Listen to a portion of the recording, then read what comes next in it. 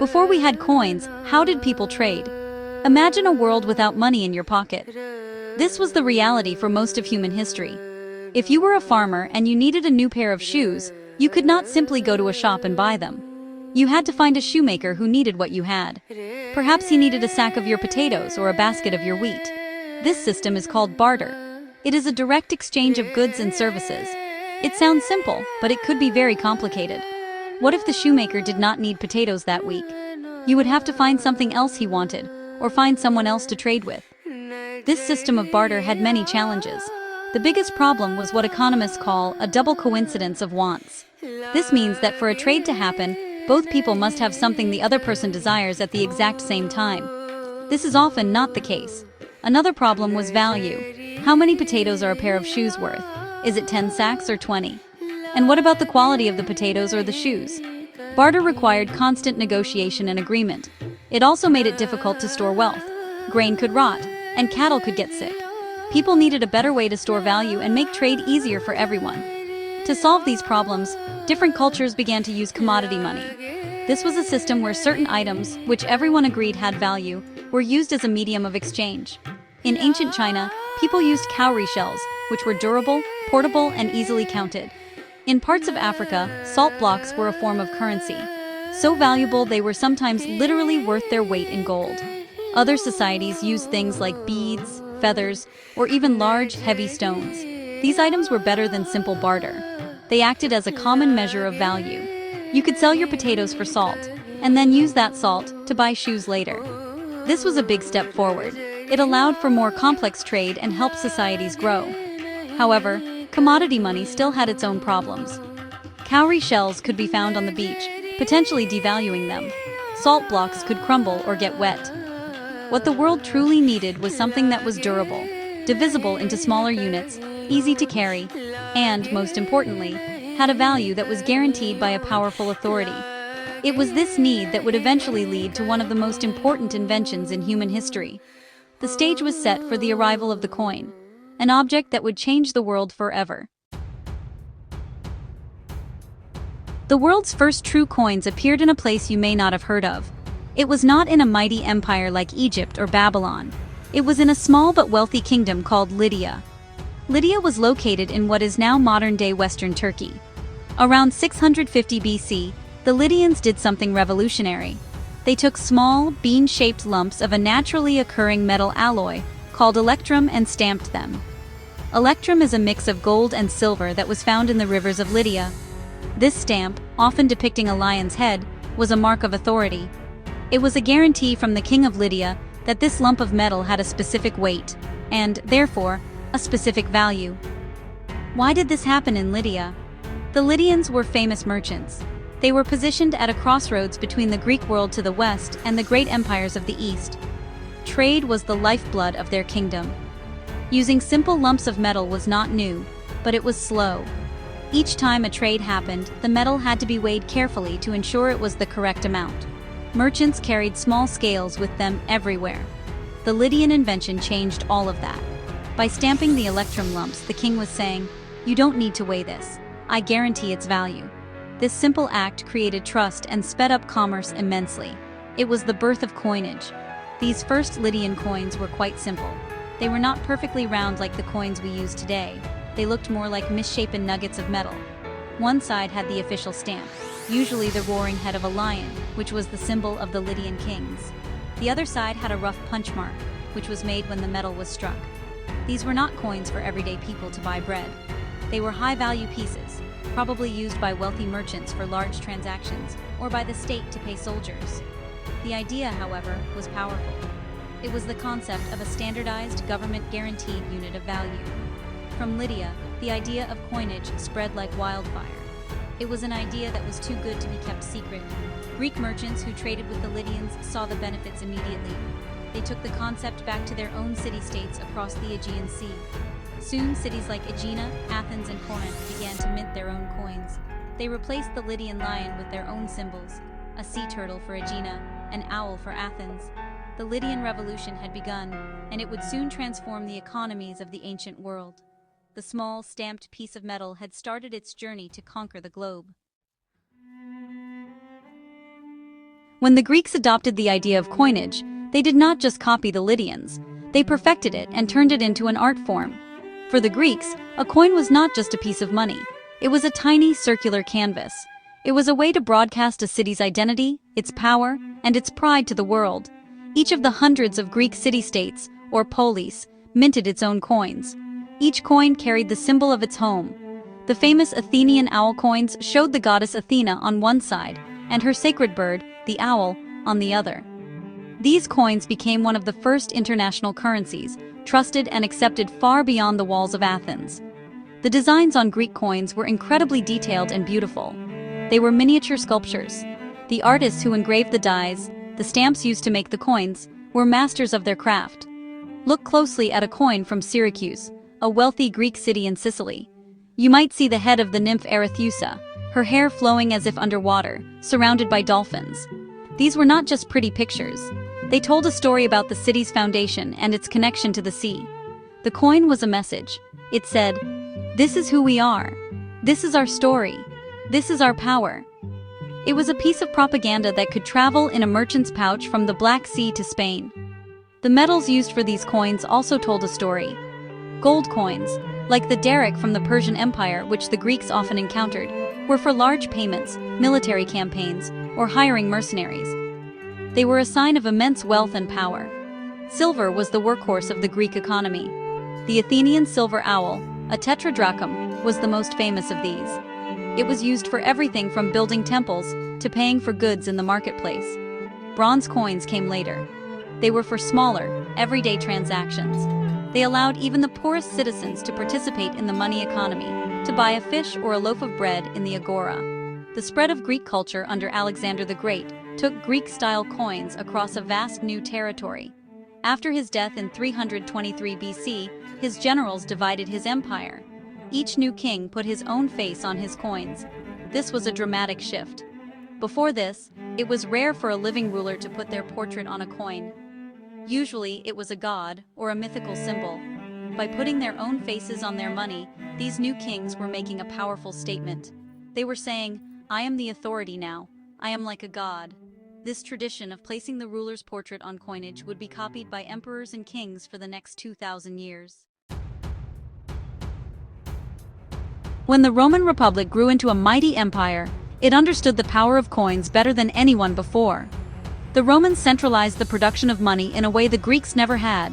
The mint in Rome became an enormous industrial operation, producing millions of coins that flowed to every corner of the empire, from the cold frontiers of Britain to the hot deserts of Egypt.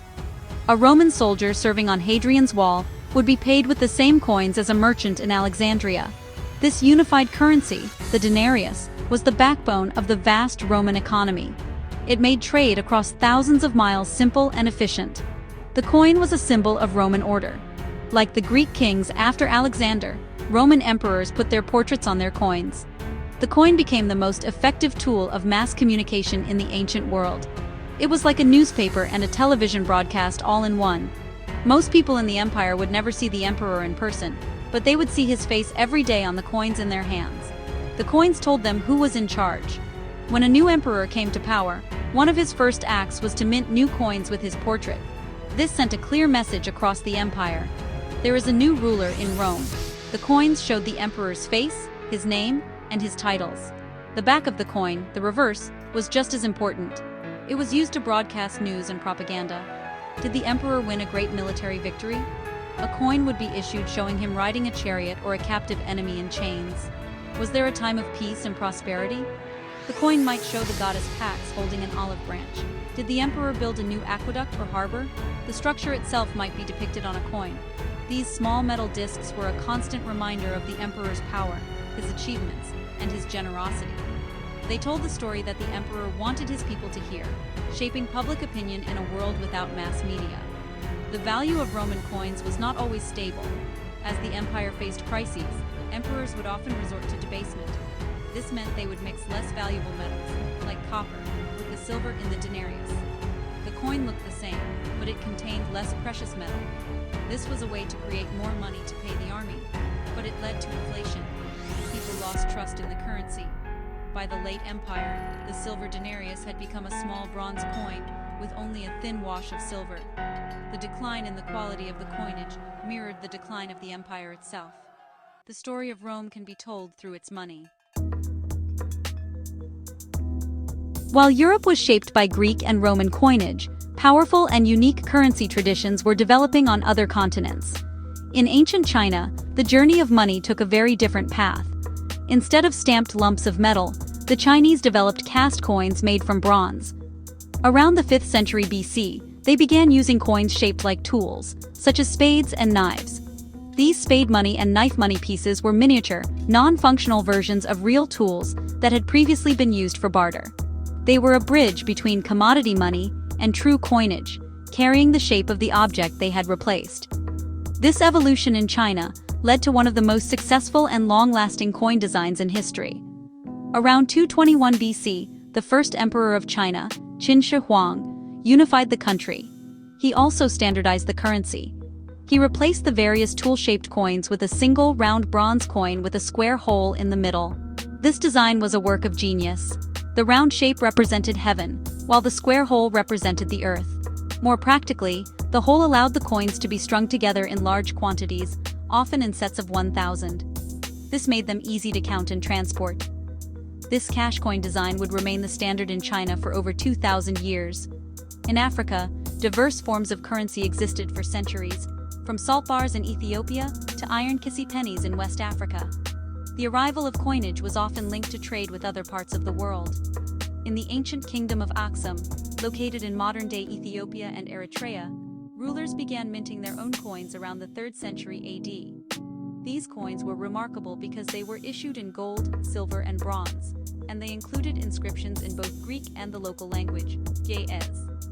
Aksumite coins are also famous for being among the first in the world to feature the Christian cross, after King Ezana converted to Christianity in the 4th century. Further south, the great trading empire of Kilwa, on the coast of modern-day Tanzania, minted its own copper coins between the 13th and 15th centuries. These coins were found by archaeologists as far away as Australia, likely carried by traders. They are a testament to the vast Indian Ocean trade network that connected Africa with Arabia, India, and China. Similarly, in India, a tradition of punch-marked coins made of silver developed independently around the 6th century BC. These were not stamped with a single design, but were marked with various symbols by different merchants and rulers, creating a complex and fascinating monetary history that was uniquely its own. The history of coins is filled with fascinating extremes, and honestly, some pretty strange stories. These objects tell us so much about the people who made and used them over the centuries. So, let's talk about the smallest coin in the world for a moment. This tiny piece of money comes from India. It's called the Phanam, or sometimes the Veera Raya Phanam, and it was used in the southern part of the country for centuries, all the way up until the 1800s. These coins are incredibly small. Some measure only a few millimeters across and weigh as little as 0.01 grams. They look almost like tiny gold or silver granules, and it's really easy to imagine how quickly they could be lost. You'd need a keen eye and a steady hand just to count them. Why would anyone make a coin so small? Well, the answer really lies in everyday life. While large gold and silver coins were useful for big transactions, they just weren't practical for buying small items. The tiny phanam allowed for precise, small-scale commerce. It was money for the common person, used to buy a handful of spices, a piece of fruit, or maybe a small portion of rice. Its existence tells us about a vibrant market economy where even the smallest transactions were conducted with money, not barter. These minuscule coins are a testament to the need for a currency that could serve all levels of society, not just the wealthy. Now, on the other end of the spectrum, we have some of the largest and heaviest coins ever made. In the 17th century, Sweden had a problem. The country was rich in copper, but poor in silver. So, to create high-value currency, they had to use a lot of copper, which led to the creation of plate money. These were enormous slabs of copper, stamped with their value in silver dalers. The largest of these, a 10-daler piece, could weigh nearly 20 kilograms, about 44 pounds. You certainly wouldn't carry one of those in your pocket. They actually had to be transported by cart. It's a pretty powerful example of how a country's natural resources can directly shape the physical form of its money. Coins can also carry stories of crisis and desperation. During times of siege or economic collapse, people have made emergency money out of whatever materials were at hand. In the 16th century, during the siege of the city of Leiden in the Netherlands, coins were made from the covers of prayer books because metal had run out. And during the Great Inflation in Germany in the 1920s, cities issued Notgeld, or emergency money, made of porcelain, wood, and even playing cards. These objects are not just currency, they're powerful historical documents. They speak of hardship, resilience, and the fundamental human need for a medium of exchange, even when society is falling apart. When the first European settlers arrived in North America, they entered a world that was, for the most part, without coinage. Native American tribes had really sophisticated systems of trade, often using items like wampum, belts and strings of polished seashells, as a medium of exchange and for ceremonial purposes. The colonists, on the other hand, brought coins from their home countries, English shillings, Spanish dollars, and French louis d'or. This created a confusing mix of currencies. A shopkeeper in Boston, for example, might have to accept several different types of coins, each with a different value. There was a desperate need for a single, unified monetary system. But the most important coin in early America was not American at all. It was the Spanish silver dollar, also known as a piece of 8. Mined in vast quantities from Spanish colonies in Mexico and Peru, these large, reliable silver coins became the de facto currency of the Americas, and honestly, much of the world. They were so common that their value was well understood by everyone. The coin was often physically cut into smaller pieces to make change. Cutting it into 8 wedge-shaped bits is actually why the dollar was sometimes called a piece of 8. A quarter of a dollar is still sometimes called 2 bits today, which is a linguistic echo of this old practice. After the United States won its independence, one of the first tasks of the new nation was to create its own currency. The Coinage Act of 1792 established the U.S. Mint in Philadelphia, and created the dollar as the country's standard unit of money. The new American coins were based on a decimal system, 100 cents to a dollar, which was much simpler than the complex British system of pounds, shillings, and pence. The first U.S. coins featured symbols of liberty, often represented as a female figure, instead of the portrait of a living ruler. This was a deliberate choice, meant to show that in this new republic, liberty ruled, not a king. Over the years, American coins have changed to reflect the nation's history. In 1909, Abraham Lincoln became the first real person to appear on a circulating U.S. coin, the penny, marking the 100th anniversary of his birth. This broke the long-standing tradition of using symbolic figures. Other presidents like Washington on the quarter and Roosevelt on the dime followed. The metals used have also changed. The penny, once made of copper, is now mostly zinc. Silver was removed from dimes and quarters in 1965. Each coin in an American's pocket is a small piece of the nation's journey, from a collection of colonies using foreign money to a world power with its own distinct currency. The Industrial Revolution of the 18th and 19th centuries completely transformed the way coins were made. Before this time, coins were made by hand. A worker would place a blank metal disc, called a planchet, between 2 dies and strike the top die with a heavy hammer. This process was pretty slow, and the quality of the coins could vary a lot. The force of the hammer blow just wasn't always consistent, which led to coins that were weakly struck or off-center. Producing enough coins for a growing global population was becoming a major challenge for governments everywhere. A new technology was definitely needed. The invention of the steam-powered coining press in the early 19th century was a real game-changer. Matthew Boulton, who was a partner of the famous steam engine inventor James Watt, developed a press that could mint coins with incredible speed and precision. These machines used steam power to strike coins with uniform force, creating perfectly round, identical pieces. A single steam press could produce more coins in a day than a whole team of men could in a week. Mints around the world, from London to Philadelphia, quickly adopted this new technology. It allowed for the mass production of currency needed to fuel the expanding industrial economy. This new technology also improved the security of coins. The steam press made it possible to add complex features that were really hard for counterfeiters to copy. One such innovation was the reeded edge, the small vertical grooves you see on the side of a dime or a quarter. This was originally introduced to prevent clipping, which was an old practice where dishonest people would shave off tiny amounts of precious metal from the edge of a coin. The reeded edge made it obvious if a coin had been tampered with. Other features like intricate designs and tiny micro-lettering were added, turning the coin into a more secure object. Today, mints are highly advanced factories. They use computer-aided design to create the artwork for coins. Powerful hydraulic presses can strike coins with hundreds of tons of force. Lasers are even used to engrave the dies with microscopic details. The metals themselves are no longer just gold and silver.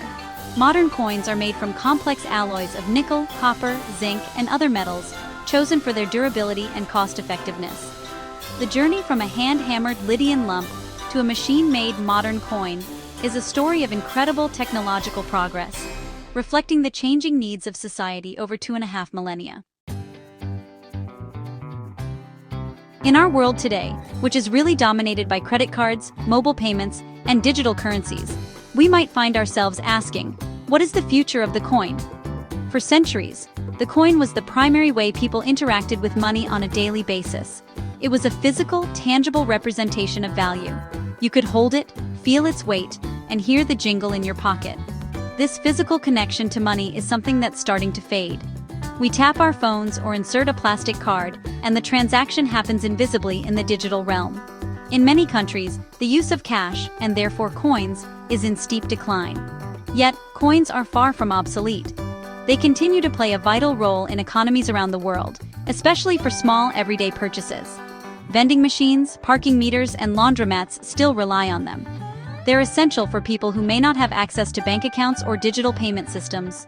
Coins provide a simple, universal, and offline way to conduct transactions. They don't require a battery, a password, or an internet connection. In this sense, they remain one of the most reliable and accessible forms of money ever created. They're a fallback, a foundation upon which more complex financial systems are built. At the same time, the role of the coin is changing. It's becoming more than just a tool for commerce. It's also a collector's item and a commemorative object.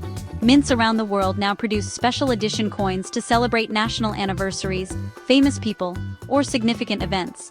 The U.S. Mint's 50 State Quarters program, for example, turned everyday change into a nationwide collecting hobby. These commemorative coins are miniature pieces of public art. They tell stories and preserve cultural memory. They're a way for a nation to communicate its values and celebrate its history, just as the ancient Greeks did with their owls and turtles.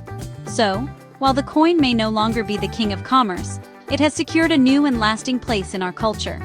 It's a link to our past, a physical object that connects us to the long story of human trade, power, and identity.